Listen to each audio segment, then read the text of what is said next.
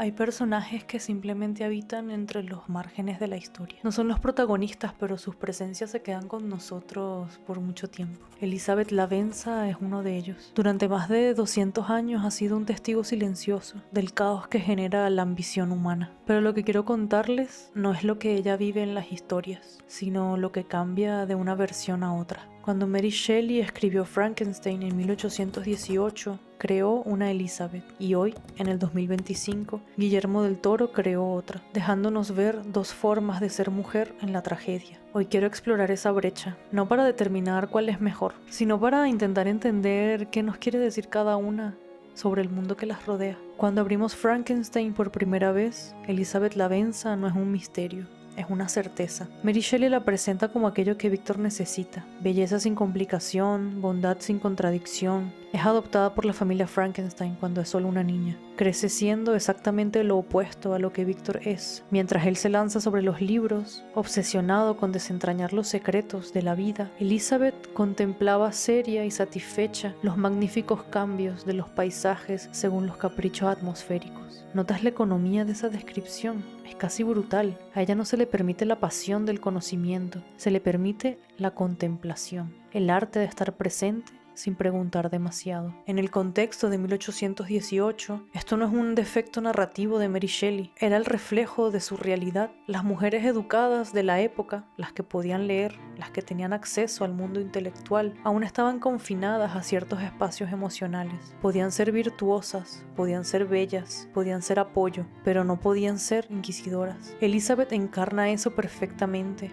Su rol es ser el ancla moral en medio de la obsesión destructiva de Víctor. Ella presenta la estabilidad, la casa, el amor que no cuestiona nada. Pero aquí lo interesante, aunque Mary Shelley la escribió dentro de estos límites, hay momentos en los que Elizabeth toca la superficie de algo más profundo. Cuando Víctor intenta explicarle su tortura, ella lo reconforta. Cuando él guarda silencio oscuro, ella lo ve. No lo entiende completamente porque no se le permite entender, pero lo siente. Es un personaje que vive en la tensión entre lo que se le permite ser y lo que intuye que podría ser, para luego dejar de vivir. En la novela, la trascendencia de Elizabeth a otro plano es el acto final de venganza del monstruo. La criatura, sabiendo que Víctor le había prometido una compañera, llega a la noche de bodas y la estrangula. Es un asesinato deliberado, calculado. El monstruo no la ve a ella, su humanidad, su inocencia, solo ve el objeto que le fue negado. Lo perturbador no es solo este acto, es lo que significa la consumación del ciclo de la violencia masculina. Víctor creó la criatura irresponsablemente. El monstruo asesina por venganza y Elizabeth sufre las consecuencias porque siempre fue, fundamentalmente, un objeto en los planes de los hombres de su vida. Mary Shelley, una mujer que perdió a su madre al nacer y experimentó el abandono paterno, escribió esta verdad con el filo de un cuchillo. La inocencia femenina no la protege, la belleza no la protege, el amor no la protege. Elizabeth es pura y esa es su condena. Cuando Guillermo del Toro se sentó a adaptar Frankenstein para Netflix en el 2024, no solo reconstruyó a Elizabeth, cambió para qué sirve Elizabeth en la historia. En la película, Mia Goth interpreta a dos personajes, Elizabeth Lavenza, la joven mujer, y a Claire Frankenstein, la madre fallecida de Víctor. Esto no es un accidente técnico de casting, es una decisión narrativa que le otorga mucha más profundidad al personaje. En primer lugar, Elizabeth ya no está comprometida con Víctor. En la película va a casarse con William, el hermano menor. Inmediatamente, esto la libera de una cierta gravitación narrativa. Ya no es la prometida de Víctor que lo espera, es su propia persona con su propia vida. Del Toro le otorga un oficio, la hace entomóloga, una científica, una mujer que busca conocimiento, que observa la vida con curiosidad. Ya no solo contempla los paisajes, estudia lo que vive dentro de ellos. Esta es una Elizabeth que cuestiona lo que la rodea. Cuando conoce a la criatura, no ve un monstruo amenazante que debe ser neutralizado. Ve a un ser consciente, complejo, asustado, y su reacción es de compasión genuina, no de resignada aceptación. Lo extraordinario es que Del Toro, un director conocido por humanizar a los marginados, no sentimentaliza esta compasión,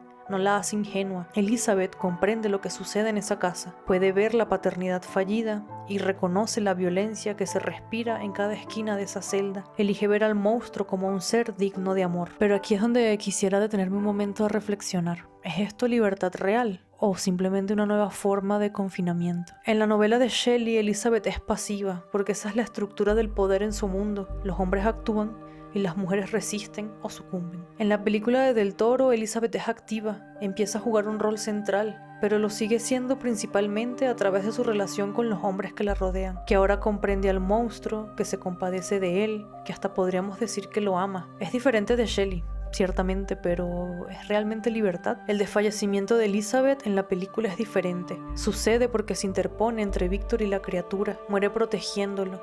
Es un acto que tiene agencia. Elige dónde estar. Elige para quién dar su vida, pero sigue siendo, en última instancia, un fin que está ligado a los conflictos masculinos. Víctor accidentalmente le dispara, es él quien cometió el crimen. Del Toro nos da eso, ya no es un acto de venganza, como en el libro, es víctima de su propio mundo civilizado, a través de un acto reflejo de violencia. ¿Pero qué significa esto? Que en 2 siglos de reinterpretación, la vulnerabilidad de Elizabeth no ha cambiado, solo la forma en la que lo narramos. ¿Quién es Elizabeth realmente? Intentemos pensar en esto de otra forma. En Mary Shelley, Elizabeth representa la inocencia como tragedia. Es lo que sucede cuando alguien crece dentro de un sistema que no le permite desarrollar su plena humanidad, que le dice, sé hermosa, sé amable, sé el punto de equilibrio. Y luego, cuando ese equilibrio se quiebra, descubres que tu belleza y tu amabilidad no pueden salvaguardar nada. Es casi una lección sobre la inutilidad de la virtud en un mundo gobernado por un ego masculino sin límites. Pero hay algo más profundo en la novela. Mary Shelley, cuya madre, Mary Wollstonecraft, fue una de las primeras pensadoras feministas. Entendía que la subyugación femenina no era natural, era arquitectónica, diseñada. Escribiendo a los 18 años, después de la muerte de su madre biológica, después de vivir la tensión entre su padre que la quería intelectualmente y su madrastra que la confinaba emocionalmente, Shelley tejió en Elizabeth la crítica de su propio tiempo, que las mujeres no son pasivas por naturaleza, son obligadas a ser pasivas. La criatura entiende esto mejor que Víctor. Cuando ve a la familia desde su escondite, ve a las mujeres trabajando constantemente para mantener la casa, para apoyar a los hombres, y jamás son recompensadas con libertad, solo con la expectativa de seguir siendo útiles. El monstruo, aunque brutal, tiene una lucidez, ve que la estructura es injusta, y por eso, cuando pide una compañera, no es lujuria, es la búsqueda desesperada de alguien que lo vea como lo que es, sin prejuicios, sin el peso de una sociedad que lo condena. Mary Shelley hace que el monstruo sea, en cierto sentido, más consciente de la opresión que los personajes que se hacen llamar civilizados. Guillermo del Toro parte desde un lugar diferente, pues vive en otro siglo, ha visto feminismos, movimientos de liberación, ha leído teóricamente la injusticia que Shelley vivió en carne propia. Entonces, ¿qué hace? Libera a Elizabeth un poco más, le da voz, le da inteligencia, le da el poder de elegir compasión. Pero aquí es donde esto se vuelve quizás un poco incómodo para quienes amen la película. Lo que Guillermo del Toro hace es transmutar la tragedia de Shelley en algo más aceptable para nuestra época.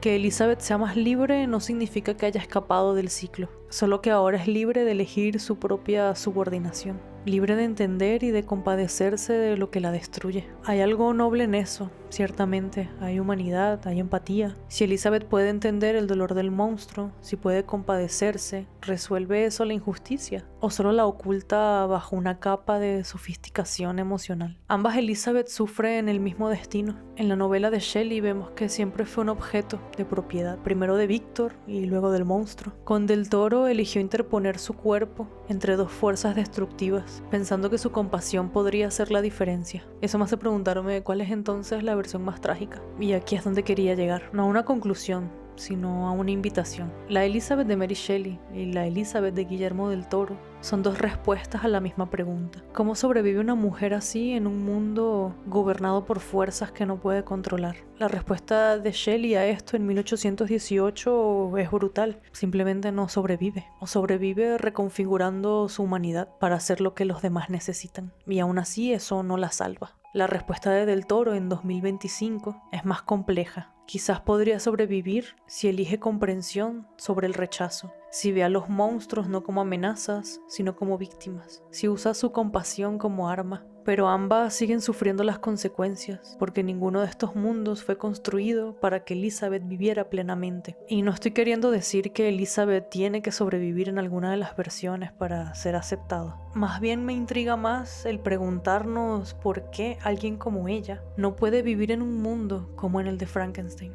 ¿Es entonces ella la que está mal? ¿O hay algo muy retorcido y siniestro en todo lo que la rodea? Mary Shelley lo sabía, Lo escribió sin apologías, en sus márgenes, en sus pausas, en la soledad de Elizabeth frente a la obsesión de Víctor. Estaba el grito silencioso. Esto es lo que pasa cuando la ambición no tiene límites y la compasión no tiene poder. Guillermo del Toro también lo sabe, pero habla desde otro lugar. Ha visto cómo los marginados pueden ser humanizados y pregunta ¿qué pasaría si la compasión fuera el poder real?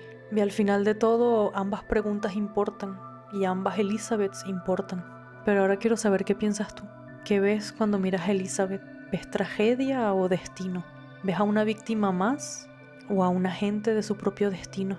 Este análisis quizás sea un poco profundo porque creo que estos personajes, estas películas y estas ideas merecen tiempo y espacio para respirar. Si este viaje por 2 siglos con Elizabeth te resonó de alguna manera, si hay algo aquí que quieres que exploremos más, comparte tu perspectiva en los comentarios y ayúdame a expandir este pensamiento. Me importa mucho saber qué ves tú en estos personajes, porque la historia del cine al fin y al cabo es una conversación en la que todos tenemos algo que decir. Porque hay historias que viajan a través de los siglos sin cambiar. Y hay historias que cambian para que nosotros cambiemos también. Siento que la historia de Elizabeth Lavenza es las dos al mismo tiempo. Hacer este tipo de análisis me lleva mucho tiempo de investigación, de edición, que por supuesto hago por la inmensa pasión que siento por el cine.